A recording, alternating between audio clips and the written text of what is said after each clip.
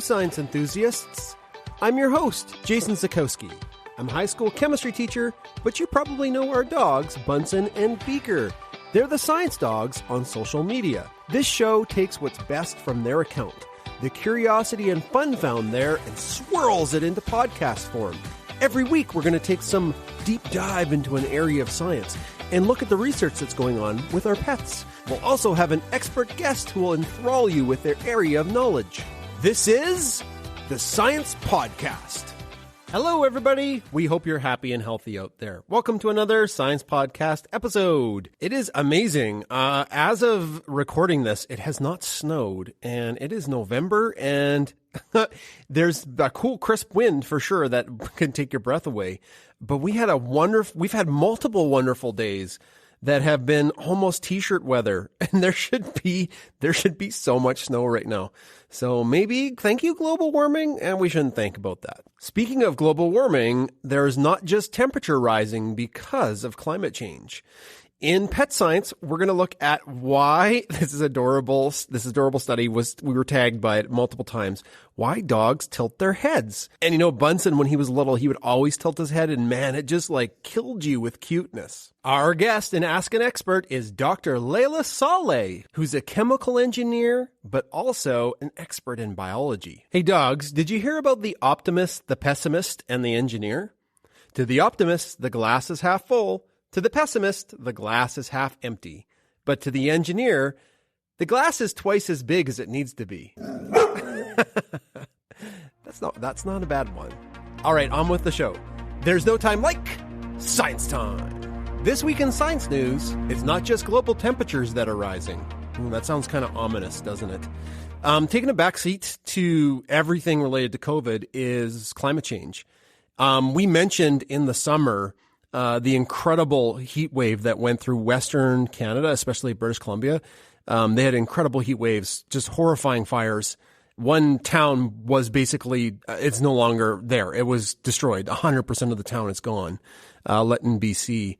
We drove through one of the forest fires, and as evidence just piles up, it's beyond a shadow of doubt that humans are causing climate change, but we've all been so preoccupied with things in our own life that are affecting us like super directly. Like right now, I know climate change is affecting people directly all over the world. The heat wave did, but COVID has been front and center in the media and definitely in my mind too.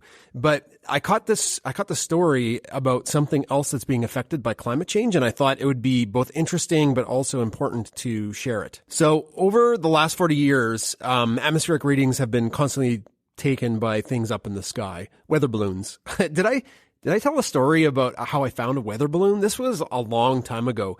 I want to say this is like the first year I moved onto the farm. Chris and I got married. I was not a farm person. I had lived in the city for my 2 degrees. So we moved out to the farm in a little trailer, and I was out walking Kellen, who was our golden retriever that we had before Bunsen. And I came across this weird crashed item that was all shiny and had computer chips on it. And I was freaking out. I thought it was an alien spacecraft. And then I found the little note on it that it was a weather balloon from Weather Canada, some kind of government organization. And it crashed in way on the property. But weather balloons are constantly taking data in our atmosphere. And over the last 40 years, they've found the upper boundary of the troposphere. So that's the piece of sky that's closest to the ground, has been moving up at a rate of 50 to 60 meters per decade. And the main reason why it's moving up is temperature change. Jane Liu, who's an environmental scientist at the U of T, University of Toronto, that's what the conclusion is. So the troposphere can vary in height around the world, like the slice of atmosphere closest to us. It gets really low near the poles, probably because it's cold. And in the tropics, it's a little higher, 20 kilometers higher. And the troposphere is separated into a bunch of little chunks. If you're an atmospheric scientist, this will make total sense. I am not. So I had to do some Googling. So the upper boundary of the troposphere is called the tropopause. And that tropopause will rise and fall as heat in the air makes the air contract and expand. Like more heat it expands, less heat it contracts. So using atmospheric data over the last basically 40 years, Lou and her colleagues found that the tropopause, so the tropopause, rose an average of 200 meters. The long-term effects of this, is there anything bad from the tropopause rising? And it's inconclusive. Most weather doesn't occur in the tropopause. It occurs in the troposphere, like the lower half. It's just one more thing that is measured beyond a shadow of a doubt that in a small amount of time, climate change is affecting. Yeah, like glaciers are retreating, sea levels rising, it's getting warmer, life is migrating. We also have detailed reporting of the atmosphere changing in height. So as we march forward, there's definitely, I'd say, a shift in the average person's opinion that climate change is more imminent of a threat rather than somebody else's problem many years from now. And that's good because the action needs to be taken now, not when I'm dead and my kids have to worry about it. I could go on a soapbox for a while. It's a problem. It's a complicated problem. And I know our best scientists are coming up with solutions to it. We just need our political system and our populace to listen to them. That's science news for this week. This week in pet science. Why does your dog, or why do dogs, tilt their head and look at you? I normally cut the podcast together on Sunday. Sunday's my work day. And today I tweeted some pictures of baby Bunsen tilting his head. Oh my goodness. It's just heart melting how cute it is. And any dog that tilts their head, like you talk to them and they tilt their head. I love it. I love it so much. It's such a human thing to do. It's like they're really listening to you, but why do they tilt their head? We've spoken about this before on the podcast, and I know people have asked us on Twitter to explain the science. There's a new study that attempts to do better. So let's get into it. This study comes from the Journal of Animal Cognition on October 26th. So really recent. And the conclusion of this study is the best conclusion possible. The dog is intently listening to you. They tilt their head to listen to you as hard as they possibly can. And I love that so much. How did they come to this conclusion? Because you're working with dogs, right? So the study took 40 dogs during an object label knowledge test. And they observed how dogs moved their head when listening to humans requesting different toys. Okay, so what was the procedure that they did to test all of these different types of dogs? The subjects of the experiment were 40 dogs, 33 family dogs, and they were motivated to get to think about toys because they were doing this all about objects, toys. So they're typical dogs. And then there were 7 genius level dogs. So they're dogs that were really good at learning object names. So they had some normal dogs and then some genius dogs. So I don't think Bunsen or Beaker would be in the genius level. The other thing that's great about the study is they have pictures of the dogs tilting their heads and listening. And it's so cute. They're border collies in the pictures. During the first experiment, the plan was to teach the dogs over a 3-month-long training program to name and understand 2 novel toys. So they had 2 toys to learn, and during the test, the owner asked the dog to fetch one of the toys by pronouncing its name, like bring ball or bring rope. And the dogs had to be standing or sitting in front of the owner, and the toys were in a totally different room.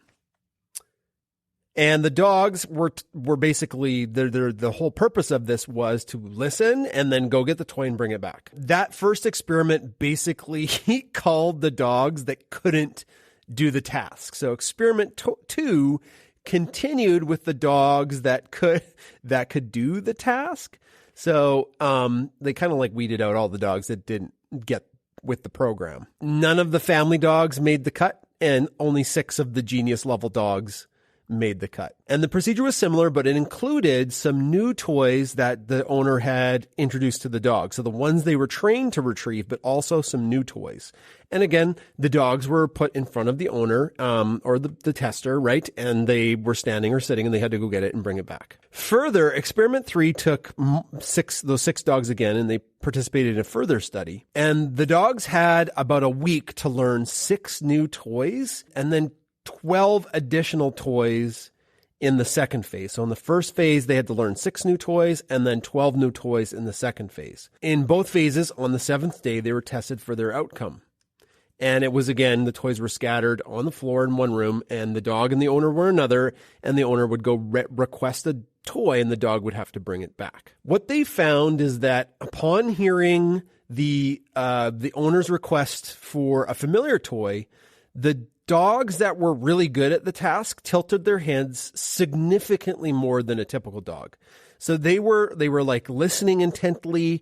What toy were they asking? And an interesting fact was all of the dogs that had frequent head tilts among the dogs that the genius level dogs and the family dogs, the ones that had the most frequent head tilts were border collies, which studies have shown is the most intelligent dog breed that can learn the most complicated tasks. The conclusion of the study is that the dogs that were able to learn the names of toys tilted their heads more. 43% of the time they tilted their heads. 2% of the time were the normal family dogs. And the head tilting also seemed to correspond with better abilities to go get the toy and bring it back. The head tilting was linked with achievement, and the head tilting was linked with intent listening. Whereas the family dogs were like, I don't know what you're asking me to do. I'm not going to listen too carefully. I love that conclusion. Dogs do tilt their head to help them listen more. And that's Pet Science for this week. Hey everybody, thanks for listening to our show week after week. If you want to know how to support the Science Podcast, here are a couple ways. It's always going to be free to download, so you'll never have to worry about paying for it. But, things do cost money running a podcast, and here are a couple ways you could help us out. One is join our Patreon page. It's amazing. It's growing. It's almost like an extended family. There's multiple tiers of support, and we have lots of fun perks for being part of our Patreon page. The other way you could support us is giving us an awesome review on Apple Podcasts or Google Podcasts, anywhere you can rate our podcast. Give us a great review. The third way you could support the show is checking out the BunsonBurnerBMD.com website. We have awesome merch there. We worked really hard finding quality merchandise that's comfortable with vibrant colors. And you'll find in limited quantities over the next couple months, maybe even less, the 2022 Bunsen and Beaker calendar. So 3 ways to support us: the Patreon page. 2, give us a great review. 3, head over to our merch stop and see if there's anything there you'd like. Thanks, everybody. Now on to the interview section. It's time for Ask an Expert on the Science Podcast. I have Dr. Leila Saleh with me today, who is a postdoc researcher. How are you doing today, Leila? I'm doing great. How are you? Yay, I'm good. Where are you calling into the podcast from? Where are you in the world? I'm calling in from St. Louis, Missouri. Oh, okay. So, are you born and raised in Missouri? Is that your home state, or are you there because of your work/research? I'm here because of work. So I've been all over. I was raised in Houston, and then I went to grad school in Colorado, and now I'm here in Missouri. Leila, can we talk about what you have a doctorate in? So I'm just really excited to talk to you. What's your training in science? Yeah, I've had a little bit of a weird journey to where I am. Oh, weird is good. Yeah, weird is good. The weirder, the better. So I did my undergrad in chemical engineering at the University of Texas. And that is a fairly, I don't want to say old school department, but it is a little bit of, or was at the time, an old school department. So a lot of focus on industry and petroleum. So as an undergrad, gas, right? Yeah, exactly. Yeah. So as an undergrad, I did research in a lab that was just a full-on petroleum engineering lab, which was fun, but wasn't really what I was passionate about. So I did a summer research opportunity in cell and tissue engineering. And then that sort of flipped my whole world. And I was like, well, this is what I want to do. You don't want to study dinosaur goo or whatever it is. Algae goo. Yeah. As much fun as that was, I sort of started leaning more like medical and biomedical. So then I finished and I went to University of Colorado for my PhD. Still technically in chemical engineering, but the department had a much more biological focus. So I ended up doing, I would argue it was almost like immunology / chemical engineering for grad school. Now, chemical engineering is no joke, Leila. Like that is not an easy, that is not an easy path. When you were young, what made you, what was the thing that pushed you or led you to this path? Yeah, that's a good question. My parents are both engineers. They both moved to the States for school. So I was around it a lot growing up. We were that family that would spend every weekend at the science museum, that kind of thing. But for a while I thought, I'll rebel against this. I want to be a lawyer. And my parents were very supportive of that also. Oh, that's good. That's good.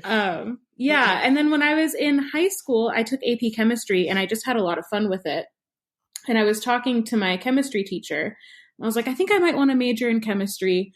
And she was like, that's really great for you. But if you do that and you major in sort of like a basic science, you will more than likely have to go to grad school to get a job in industry. Whereas if you add on the engineering aspect, you'll have an easier time finding a job after undergrad. And I was like, oh, okay, great. And then I did that and still ended up going to grad school.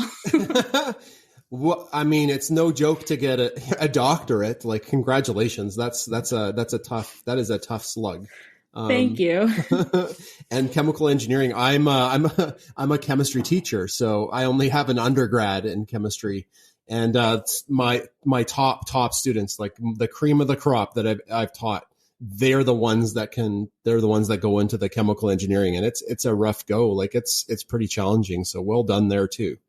Thanks. I think it's just a different way of thinking. So it's like taking the science knowledge, but then really trying to think about applications rather than discovery. I think that's the biggest difference. Yeah, that's what my students said. It's like in chemistry, you're just like, oh, that's the reaction. It's cool. The nitty gritties of how it works and why it works and how you can make it faster or slower or calculate the energy. But when you add the engineering, it's like, well, what is that reaction good for? How can we scale it up? How do we push it through pipes and things like that? So I don't know if that was your experience, but. The thing that I used to tell my elementary students when I would work with them was like, a chemist or a biologist might discover the cure to cancer, but it'll be a chemical engineer who makes it so that we can actually use that cure to help people with cancer. Yeah, it's a team effort, isn't it? Yeah. Yeah. You said your parents moved to the United States. Where did they move from, if you don't mind me asking? Oh, of course. So they both grew up in Kuwait, although they're Palestinian and Syrian. So they both grew up in Kuwait, not far from each other at all, but never knew each other. And then my dad moved here when he was 17 for college. So he went to Purdue for undergrad and then went to Wisconsin for his grad degree in electrical engineering. And then my mom moved here a few years after that and did her master's at Wisconsin. And that's where they met. Well, good on your parents. That's being new. Well, for us in Canada, like new Canadians, that's always a huge learning curve for them. They're very brave. Yeah. And then yourself. So would you be considered like a first generation American? So I was yourself out like you're an American citizen. Same thing with Canadian citizens. I was born in the States. So my brother and I are first generation. Oh, cool. Look at that. Immigration making the countries better, right? Oh, yes. Anyways, my second question for you is a little bit about like what you're working on now. You talked about how your education, your chemical engineering was like studying oil and gas. And then you went into almost, like you said, immunology. What did you do, I guess, in your PhD research, and what are you working on now? So my PhD research was on understanding and controlling the foreign body response. And I did that specifically in the context of tissue engineering constructs. The foreign body response is what we call that very predictable response that your body has when you put anything synthetic in it. So any sort of implant or medical device, your body will sort of have the same reaction. But we don't necessarily know what drives that reaction beyond the sort of like panic. There's something that's not mine that's in my body. So I did a lot of work on understanding what exactly drives that response, sort of what receptors are your cells using and what are they recognizing when that happens, because it can help us design better devices that interact with your body in a more healthy way, if that makes sense. It does. So one of the things... Okay, yeah, continue, please. Yes. Yeah. One of the things that happens in the foreign body response is that you have a really highly localized inflammatory reaction. So just around where the implant is, your body is in like hyperdrive. And so that can really affect how implantable biomaterials work, because that inflammatory environment really is like, it's quite complex. There's a lot of signaling. It's a little bit more acidic. So you're talking like you put a pacemaker in somebody and right around that, your body freaks out. Yes, exactly. Okay. So like an example that we use a lot is the continuous glucose monitoring systems. For so sort of the patch that goes in your arm to sense your glucose levels. Okay. So the idea behind that is that it makes it so you don't have to do a finger prick as often, because you can just read out the sensor from in your body.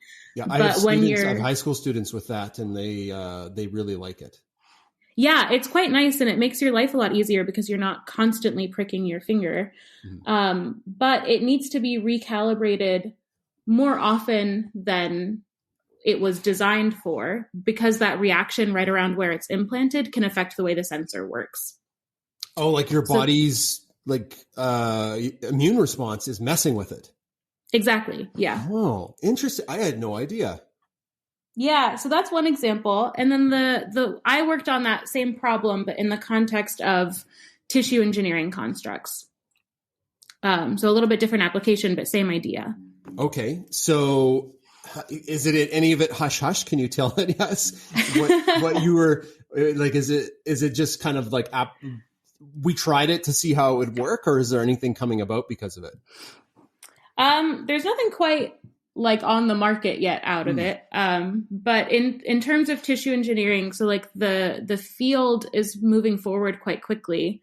And the idea of tissue engineering is sort of to be able to use your own cells or immortalized cells or something to create functional tissue that can help when you're injured. So rather than, let's say, putting in a bunch of pins and metal when you break a bone, if you could help guide your own bone to heal in a more organized and stronger way, then perhaps that might be better long term. But to do that, you need to be able to have cells surviving in a scaffold that you implant in the person. And the cells need to survive long enough to put down functional tissue that can then replace the injured or damaged tissue.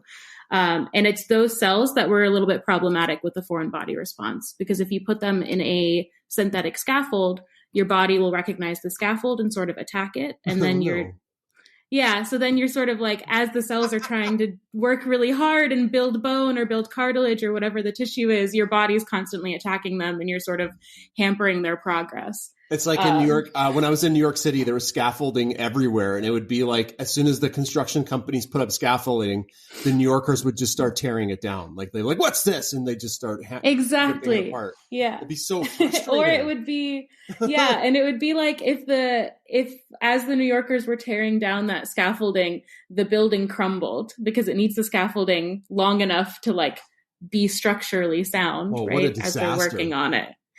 Yeah. So I'm just so fascinated. I don't even know what question to ask.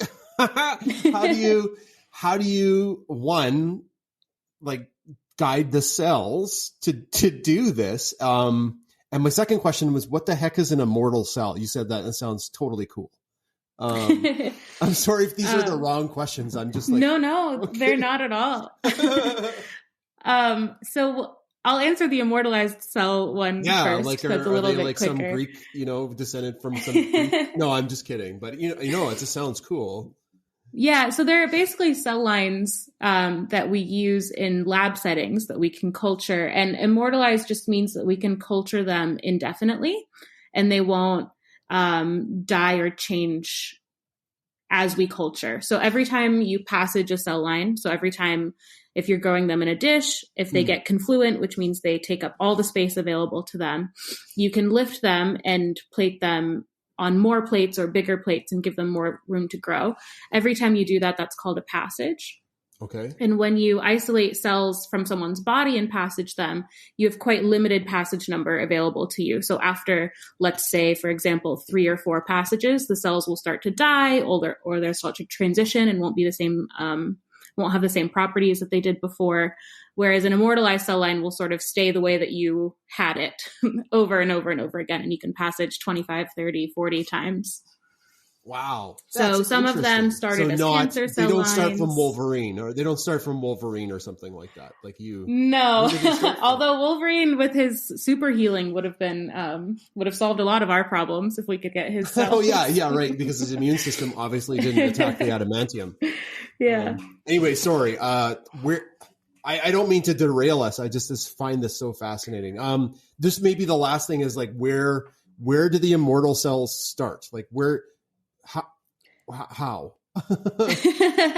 Nowadays we can just edit cells to make them immortalized. So things like CRISPR made that a lot more accessible. Oh, cool. But there's also, I don't know if you've read or heard about Henrietta Lacks or Gila cells.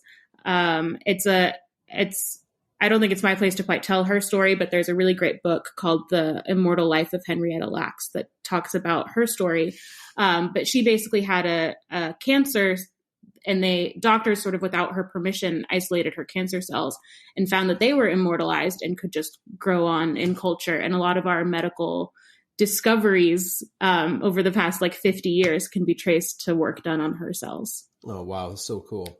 And my second question of all of this amazing stuff, like I've got 20 down, but is how do you guide the cells to, like you mentioned, you guide them to start the process of building on your synthetic scaffolding? Yeah, there's lots of ways that we can do it. It sort of depends on what tissue you're after. So in my PhD work, I worked in the context of bone, and in my postdoctoral work now, I work in the context of cartilage. So they're a little bit different, but we can do it in the same way. So cells are sort of quite comfortable and predictable in the type of niche that they like to live in. Mm-hmm. And so if we can replicate that in a synthetic scaffold, we can drive the cells to behave a certain way. So there's things that we can change within the scaffold. So there's a certain peptide we incorporate we call it a cell adhesion peptide, but it's basically like a little handle for the cells to hold onto and anchor themselves in the scaffold.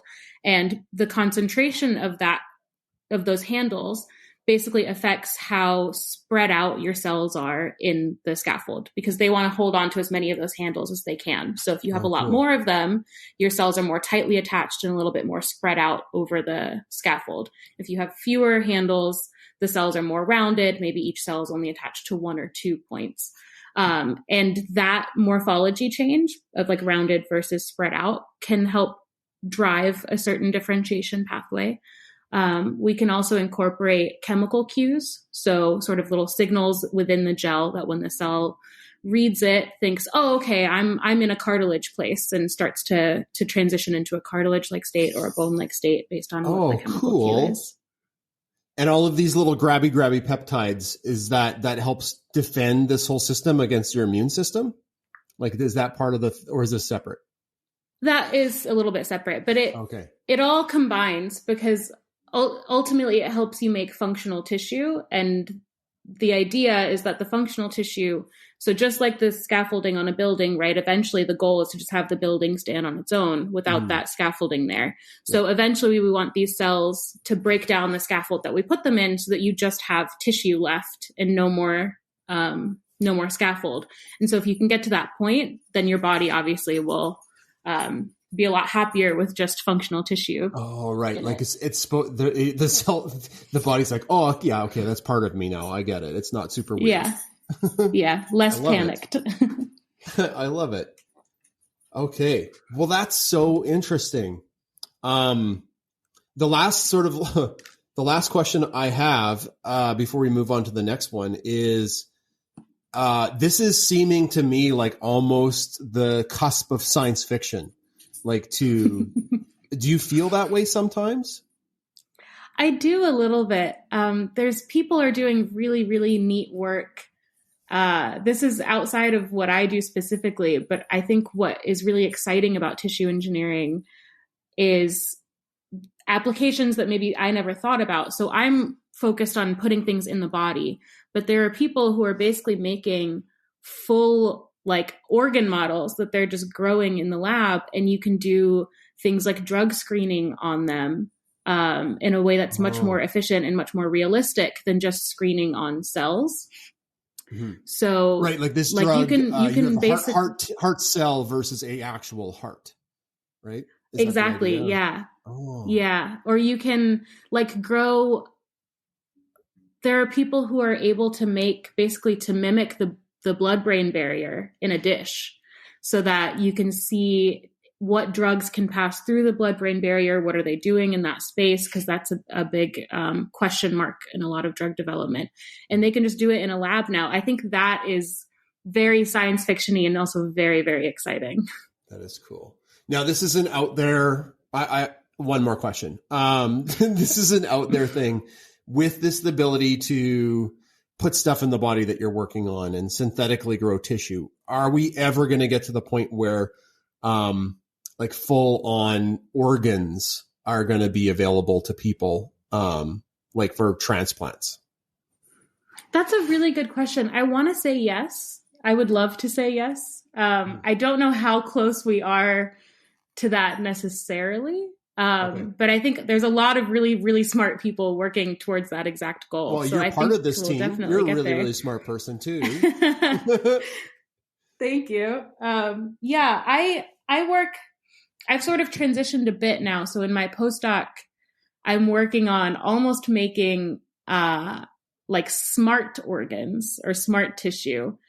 So we now, rather than trying to just mimic your exact tissue and implant it back in your body, we're working on making tissue that can like respond to certain signals in the environment and pump out, let's say, a drug to an appropriate level to what it's seeing in your body. So it's sort of like a drug depot, but that's made out of cells. What? That's amazing. So you're a smart tissue. It's like, oh, okay. It's like meta tissue, like it's better than actual tissue. It's tissue that does extra things. Yeah, kind of.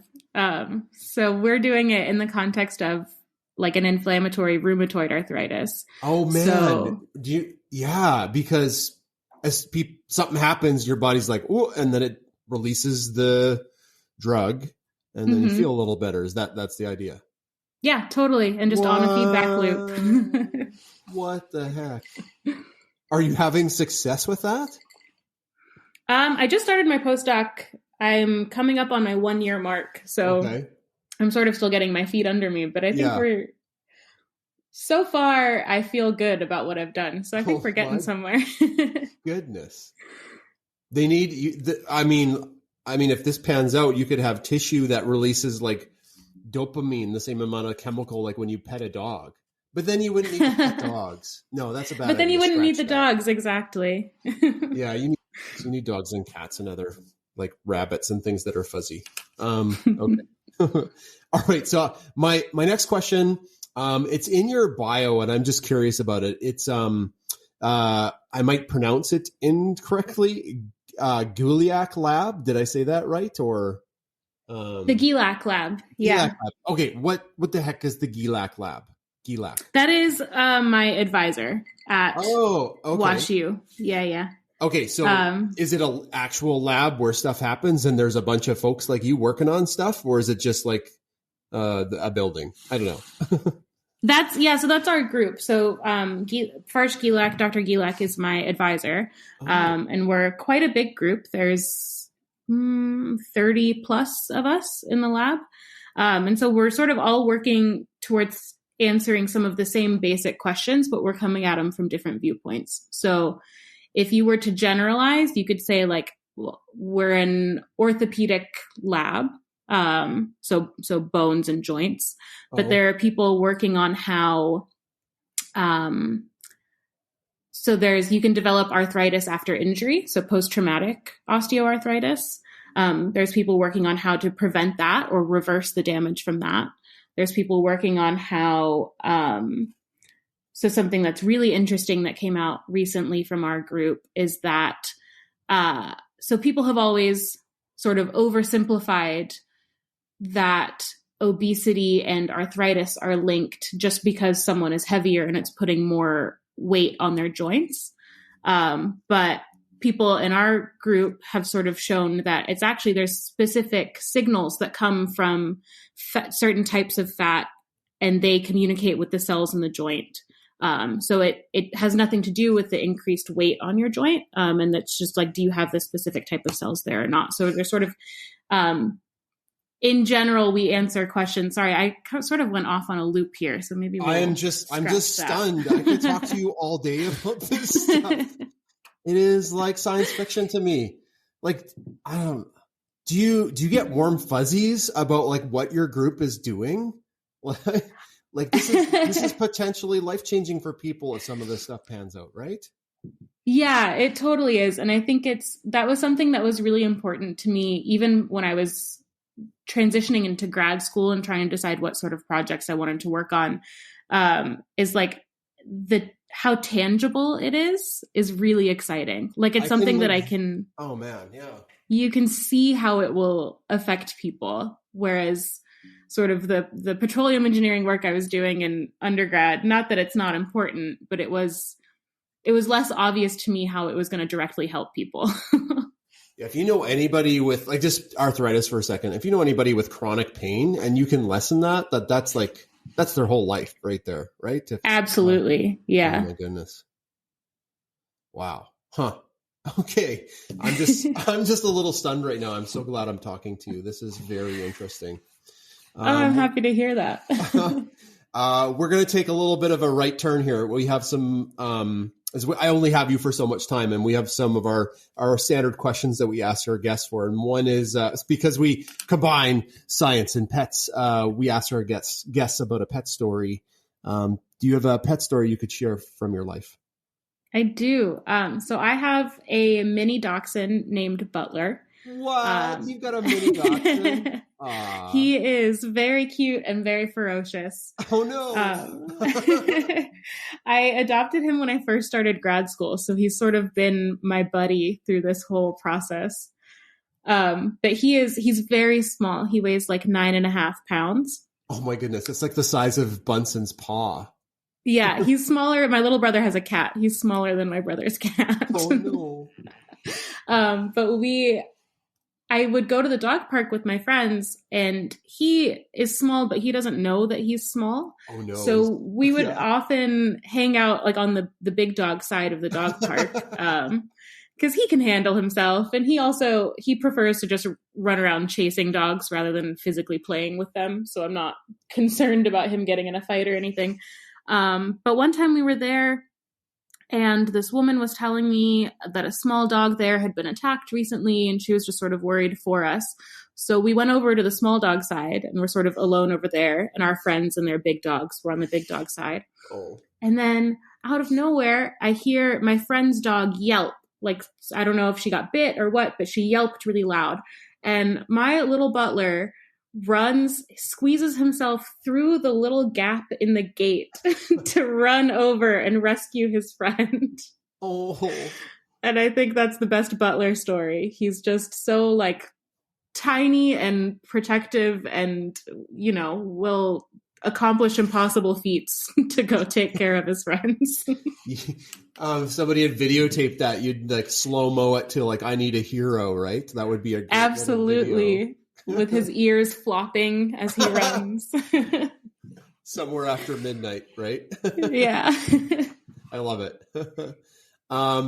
Would you be willing to send me a picture of Butler for our podcast ad when your episode comes out?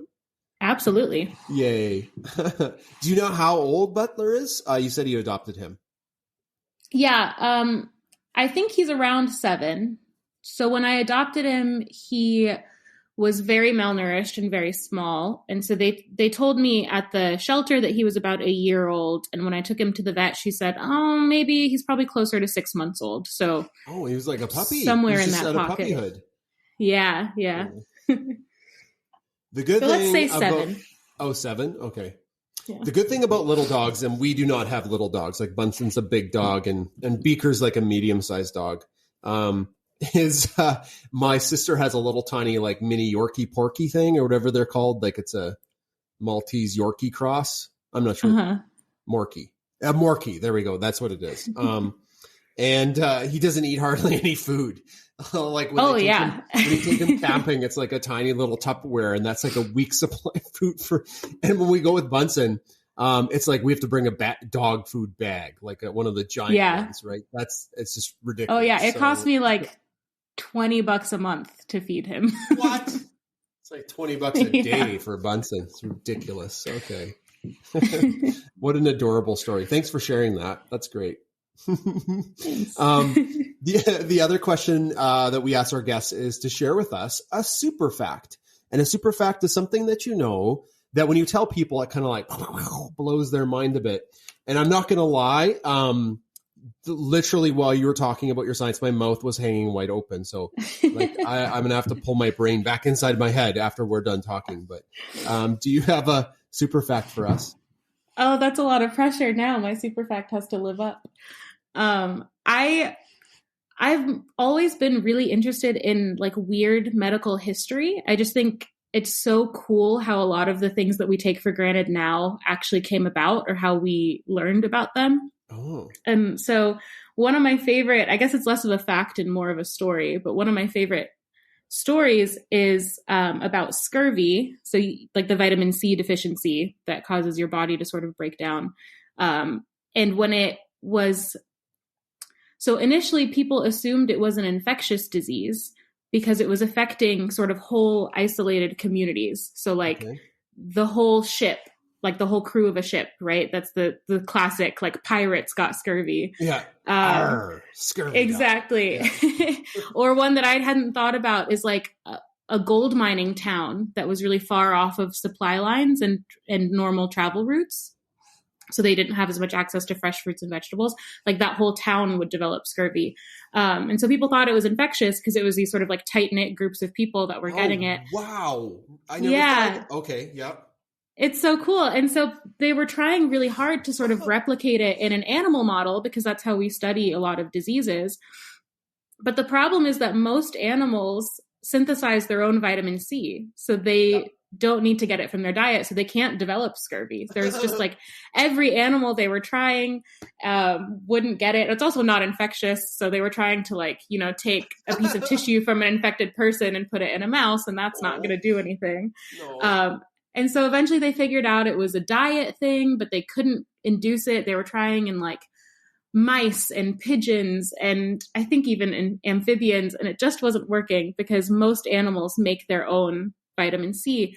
And then sort of by accident, someone traded, I think, a pigeon for a guinea pig, like with another lab. And guinea pigs are one of the very few animals besides us that do need to get vitamin C from their diet and can develop scurvy. And that was kind of how they discovered it. It was just like by accident. Some guy was like, oh, do you have a guinea pig? I'll give you a pigeon. And then they finally got it to work. Oh my goodness. I love it. That is a super fact. I love it. I tell that when I meet people all the time. That's one of my favorite, like, I don't know how much they enjoy hearing it, but I love telling it. Oh, well, if they don't enjoy that story, they don't deserve to be your friend. I'm just going to tell you that right now. You do not need to give them any of your time. So I like that. Oh, that would be terrifying. You're some pirate hard down on your luck and you're like looking for your next score. And then you see somebody start to get scurvy and you're like, oh boy, it's coming. Stay away from salty Bob over there. Right. So yeah. Oh my goodness. That's cool. Well, thanks for sharing your super fact. The last question's a really fun one for us on the podcast because we get to know our guests a little bit better. And it's about things that they love to do, things that are important to them, things that are are passionate. They're passionate about things they're passionate about. And some guests have talked about hobbies. Some guests have talked about causes. I think as we were speaking, yours is kind of like both a hobby / cause.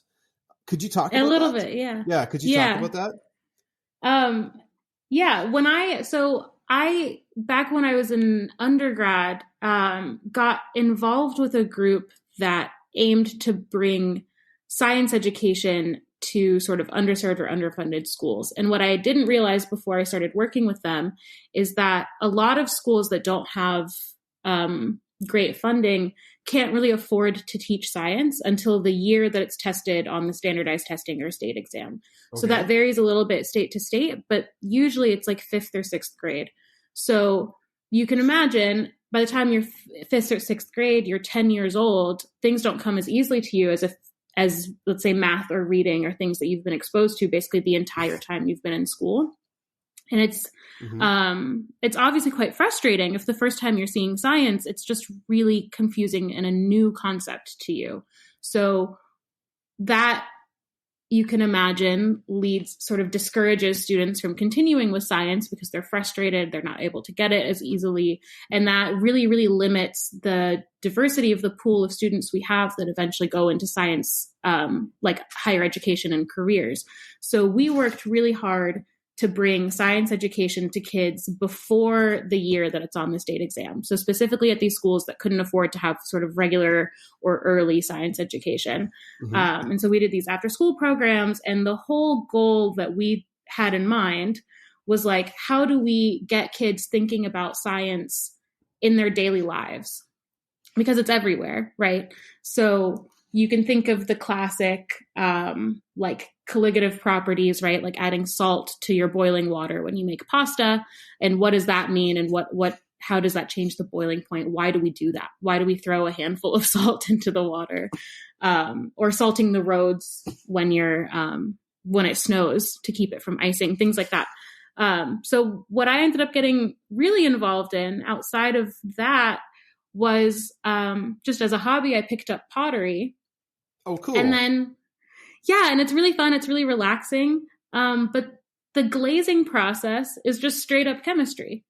So it's when you glaze your pots, they go into a kiln that just creates redox reactions on the surface of your pot. So based on the type of metals and oxides and things like that in the glaze, you're going to get these different beautiful colors coming out. And so it's just another thing that we can include and remind people of, that like science isn't everything. And I think the more that we can do that and the more that we can bridge sort of the gap in our communities to make sure that everyone is on top of science a little bit earlier, we're going to really start to, we're going to limit some of the barriers that kids are already facing when they're getting into science for the first time. That is so cool. I love how there's some people that do a really good job of this, and you would be part of this group of putting art and science together. Like that's why I think STEAM is a better acronym than STEM sometimes, especially with kids, because kids love art. Little kids love art, like coloring, like anything like that, anything that is hands-on and artistic. And if you can sneak the science in there, you've got them. It's a great combination. One of my favorite projects that we did with kids, we called them squishy circuits, but we basically made Play-Doh that could conduct electricity. Oh, cool. How did you do that? Like mix a little bit of like iron in there, iron filings or something? I don't know. Yeah. And then we also made, so they had different colors and sort of different components available to them. But functionally, we just put in a little bit of some metal. But they then got to make these little like statues or scenes or whatever they wanted. And then based on how they had the different types of Play-Doh touching each other, the idea was to create a circuit through it and get a light bulb to light up at the end. But you had kids making like a superhero figurine that was conducting electricity through it, which is fun. You could have like the Statue of Liberty and the light bulb is the lantern, and then it would light the light bulb. Like that's so cool. How so engaging. I'm going to steal that. Maybe. Yeah, it's super fun. I'm happy to send you the info. I would love to know on it. more about that. I would love to know more about that. Yeah. Because my day job is I'm a high school teacher. So, cool. That is so cool. Well, super, super, super engaging for those kids working with you on that too. Huh. Well, I'm glad I talked to you today, both from a perspective of amazing science and then the amazing work you're doing with kids too. That's awesome.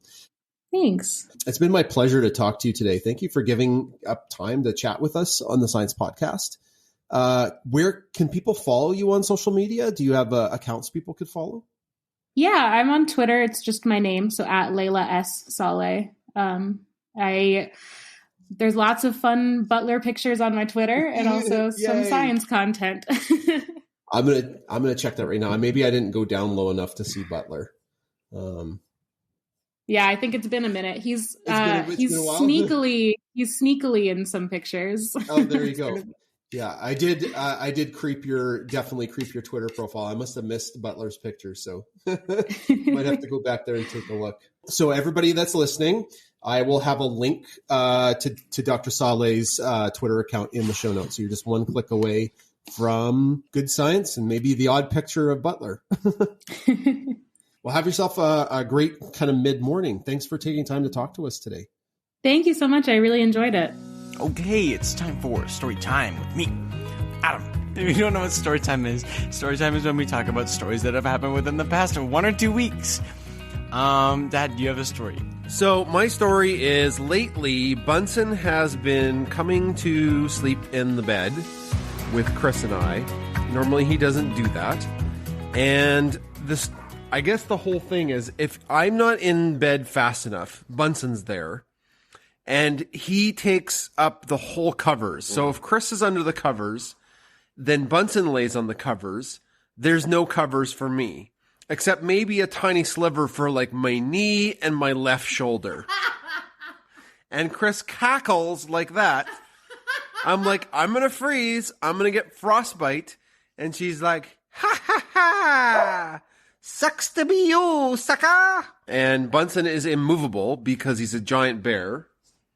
And he holds in all his breath, and I try and shove him over, and he doesn't do anything. So anyways, that's my story.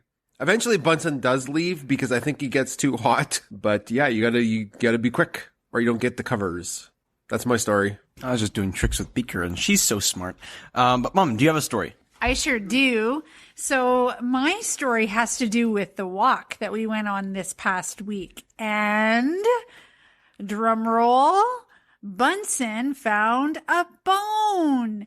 And that has never happened on a walk where I've been with him before. And I thought, oh my goodness, he's going to listen to me. He's going to trade. He's going to definitely give up the bone. I was so wrong.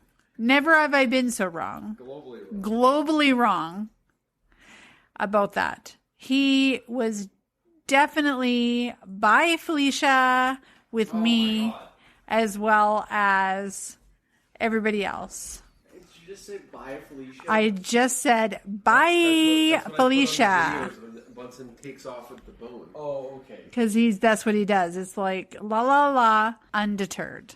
And that's my story. Okay, my story is kind of funny. So I was sitting on the couch, writing a French essay. It's not very fun. But anyways.